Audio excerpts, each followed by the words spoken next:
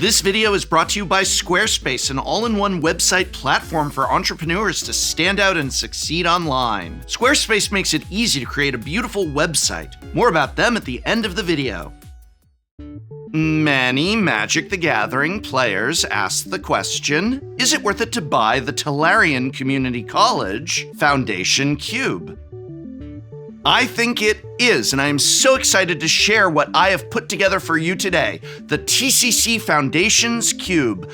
Buy it once and then draft Magic the Gathering without ever needing to spend another dime. Just play, draft, and enjoy. If you are not already familiar with what a cube is or how to build one of your own, you should check out my instructional video here, or just watch us play with Cube on Shuffle Up and Play. So far, we drafted a real live paper vintage cube showing you what a fully powered cube is capable of, a peasant cube showing you what a budget cube can do, and also the famous, or should I say infamous, proliferate cube showing you how cubes can have amazing themes and curation akin to a special Magic set. I myself have always enjoyed my own Innistrad set cube, meant to replicate drafting 6 booster packs of original Innistrad. But this video is about the Tolarian Community College Foundations Cube. What is it? The TCC Foundations Cube does 2 things. The first is to provide you with the experience of drafting Magic Foundations whenever you want without spending any additional money after your first investment in the cube. The second thing is to provide you with a starting point of a cube that you can then tweak and iterate upon to your heart's content, forever if you'd like. The Tolarian Community College Foundations Cube is the first ever cube I've designed for this channel. It's a 375 card, not quite singleton cube consisting entirely of cards from the main Foundations set, the Foundations Starter Collection, and the Foundations Beginner Box. By using Foundations as the basis for this cube, it means that many of Magic the Gathering's greatest hits are present in it. So if you have a favorite card you've played with from Foundations, you could probably expect it to be in here. Best of all, you can buy this entire cube for just about $250. And 50 of those dollars comes from only 2 specific cards, Bloodthirsty Conqueror and Twin Flame Tyrant. If you wanted to cut those 2 cards and replace them with a different black card and red card that perhaps you already own in your collection, then the total cost of this cube is only about $200. And I don't think cutting those 2 cards would change the experience all that much. The idea behind this cube is not just that it is a fun, engaging gameplay experience, which it is, but that it also feels a lot like you're drafting Foundations. Only since it's a cube, you can draft it again and again and again forever, and all for about the price of a Magic Foundations booster box. In this video, I'll go over everything you need to know to build and play the TCC Foundations Cube. I'll cover key cards, why I made certain decisions, and I'll show you a few sample packs and talk through which cards I would consider taking and why. Are you ready to cube? Then let's take a look.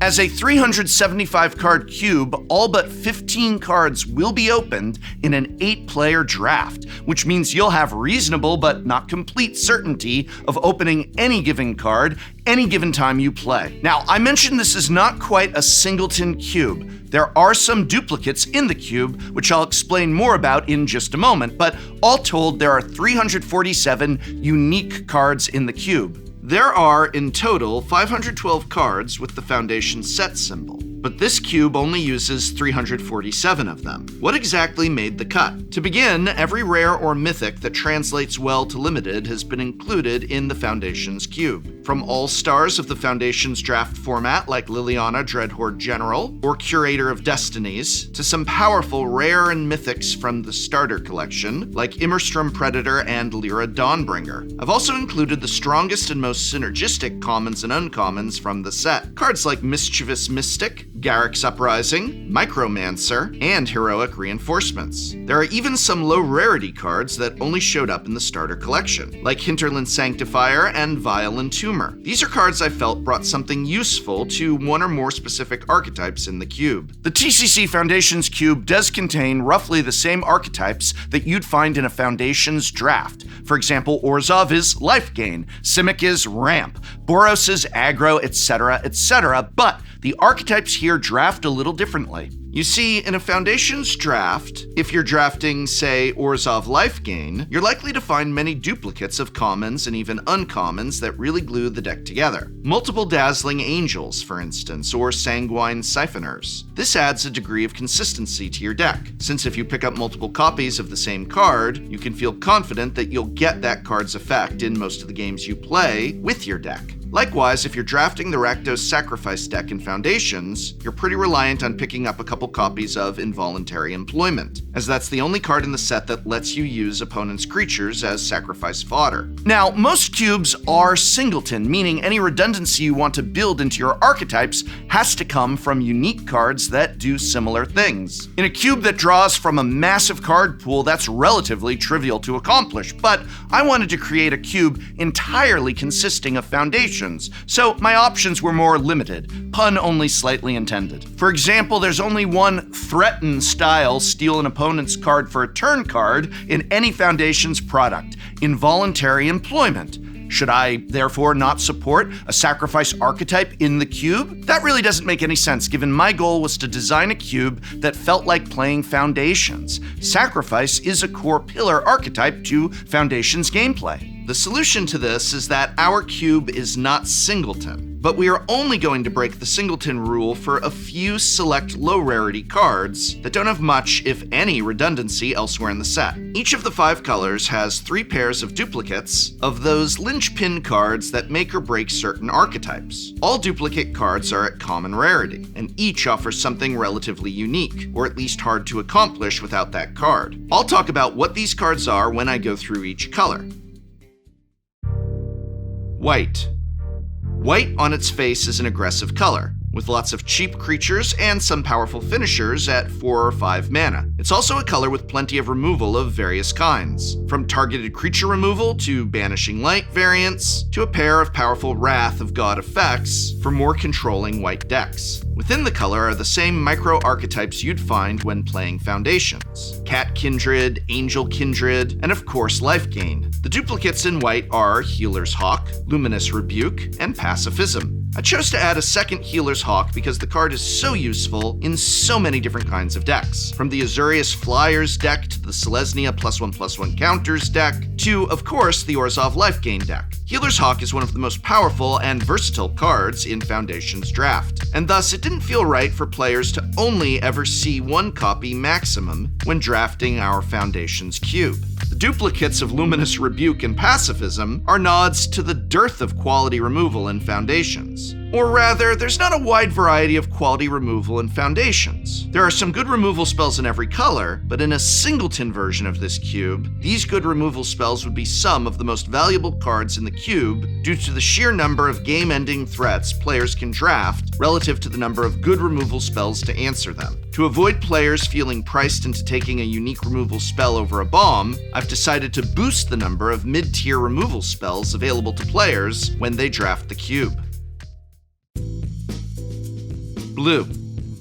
Generally, blue decks tend to be on the more controlling side, but there's also the support needed to draft an up-tempo flash deck that gets on board early and then counters or bounces all of your opponent's plays while you chip away at their life total. The duplicates in blue are Think Twice, Refute, and Big Fin Bouncer. Think Twice is one of the most valuable blue cards in Foundations draft. The card does it all. It churns through your deck, it triggers your spells matter and second draw cards, and it gives you value if you mill it over or loot it away thanks to its flashback. It didn't feel right to curate a Foundations experience that didn't include multiple copies of Think Twice. Refute is one of 2 hard counterspells in all of Foundations. The other is Cancel. Cancel is in the cube too, but it's a much worse card than Refute. I wanted counterspells to be available to blue drafters without those drafters needing to take counters over stronger cards because of how few counterspells were in the cube.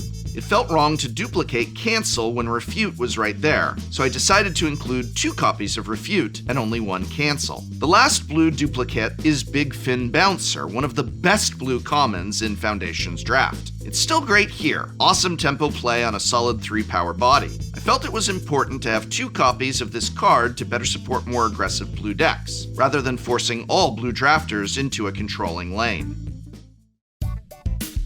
Black.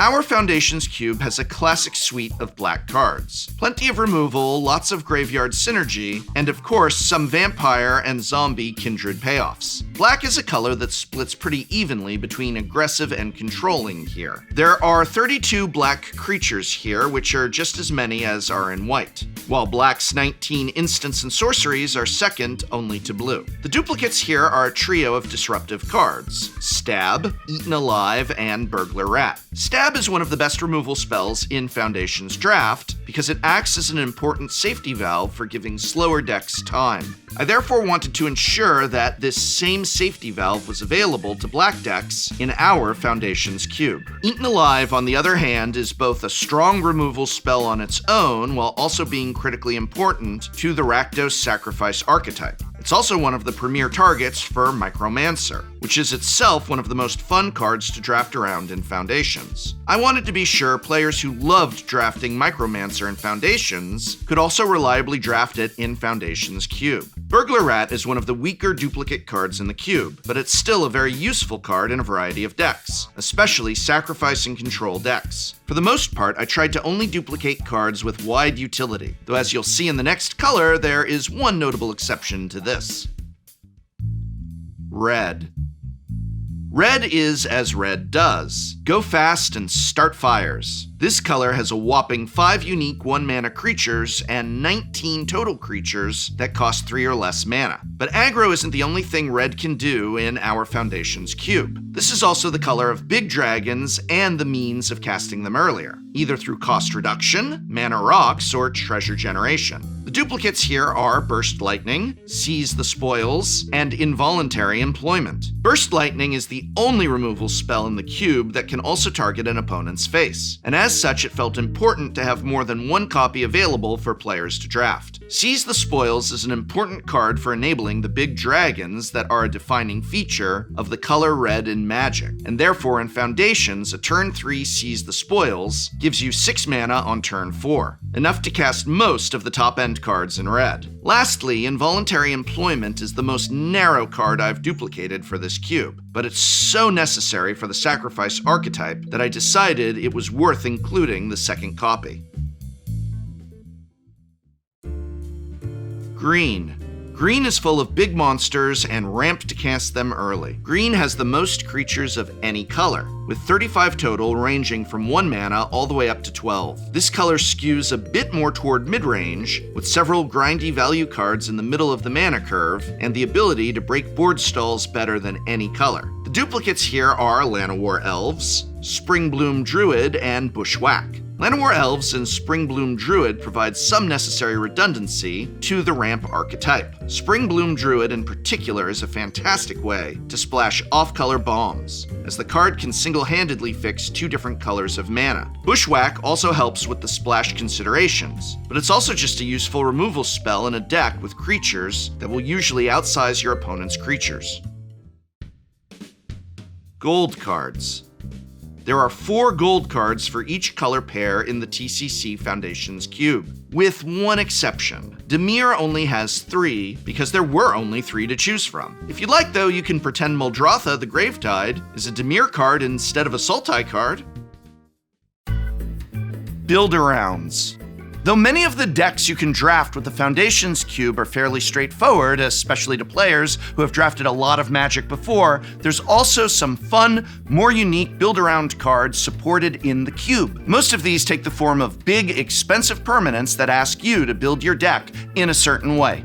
Thousand Year Storm and Rite of the Dragon Caller are a pair of Storm-style payoffs in the form of 6 mana enchantments. These cards play very well together as the two effectively provide each other redundancy. You can only find up to 1 copy of either card, but you can draft both. And if you do, you're twice as likely to draw one of your 6 mana enchantment win conditions. Thousand Year Storm's best way to win is by picking up a Burst Lightning or 2 in the draft. But there are a few backup options for winning as well. Slag Storm deals 3 damage to the face for each copy, while Boros Charm can be splashed for and is an excellent source of direct damage for copying. Extravagant Replication is another fun 6-mana enchantment to build around. This is a controlling card, providing inevitability if you can survive long enough to cast it. There are lots of sweet permanents to copy, including Banishing Light, Big Fin Bouncer, and oh my god, can you imagine Confiscate? Disgusting. Valkyrie's Call is a very fun payoff for sacrifice outlets, turning your hungry ghouls and vampire gourmands into angel-generating behemoths. Muldrotha the Gravetide is a very fun value engine that pairs really well with cards that self-sacrifice, like Thrashing Brontodon and Hedron Archive. Rise of the Dark Realms is prohibitively expensive for most decks, but in a Golgari-based deck with some ramp and plenty of removal, it can be an utterly devastating finisher card.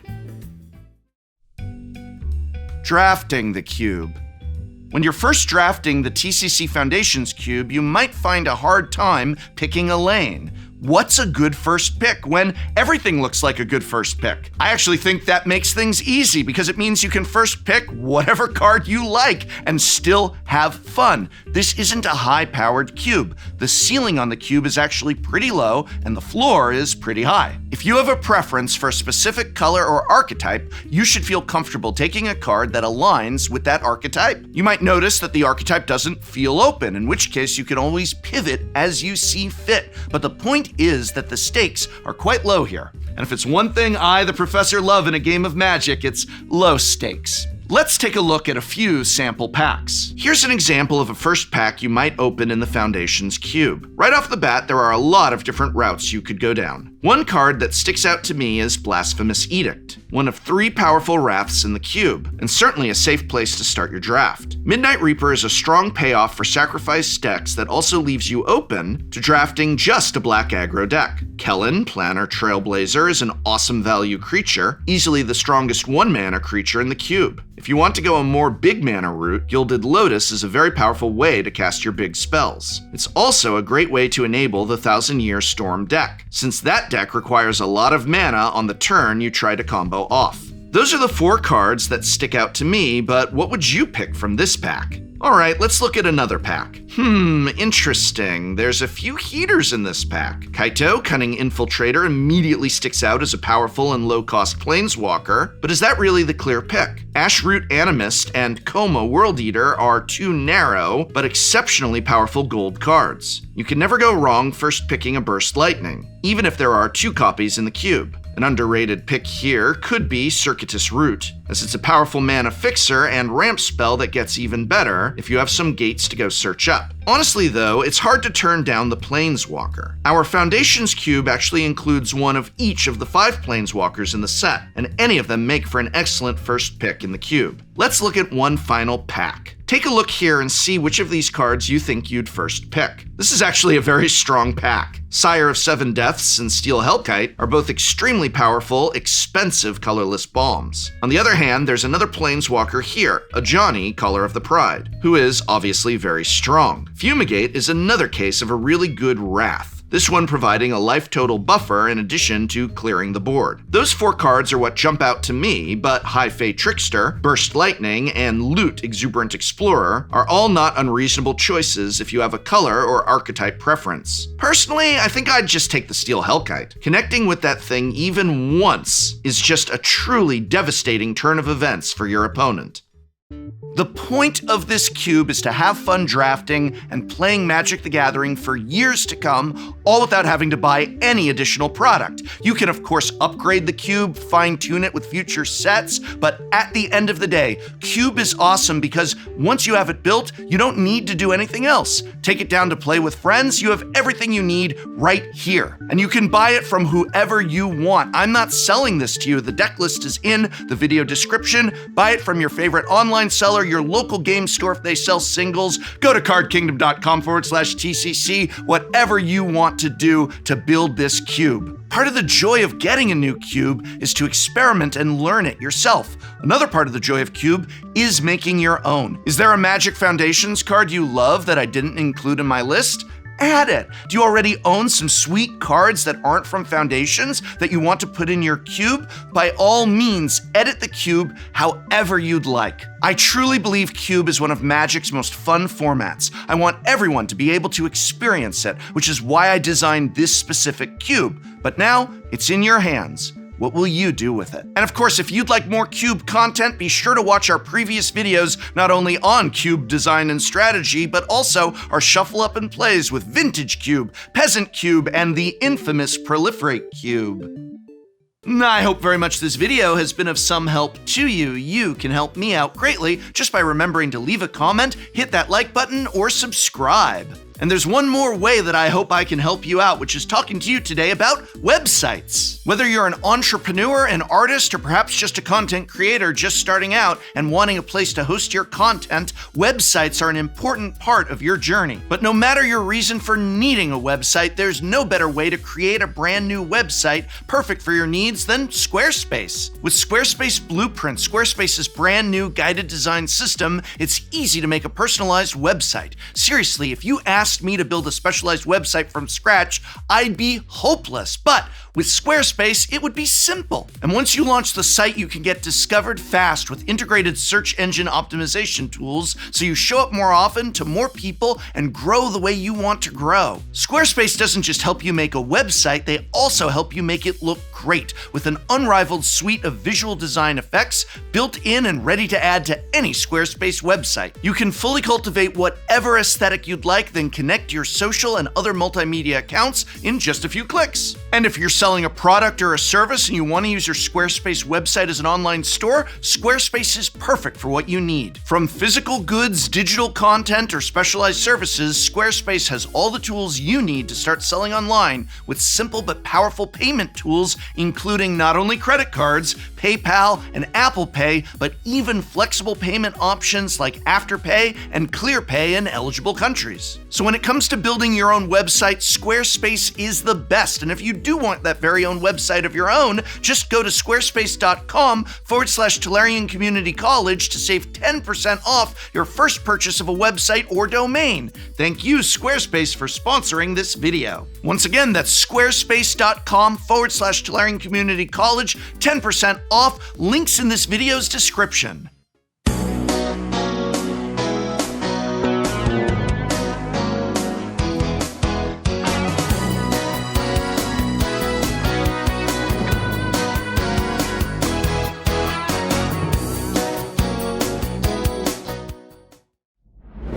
Next time on Shuffle Up and Play. Today, baseball legend. Is it fair to call you a legend? Baseball lover. That lived his childhood dream. I made a couple All-Star games, won a couple World Series, played for 14 years. And now you're going to get to play Commander. We made your Commander as you, using some of your baseball card art. Look at that. I am going to swing this 2 cow at you. 2 cow, 2 furious. It's about milk. How much damage is that? Oh, I think there's something very bad coming our way. We're on the same team, trust me. How do you If she can shuffle it, you can shuffle it. I am taking off my jacket. It's getting hot in here. All right, let's do it. My dreams are being crushed. I'm sweating.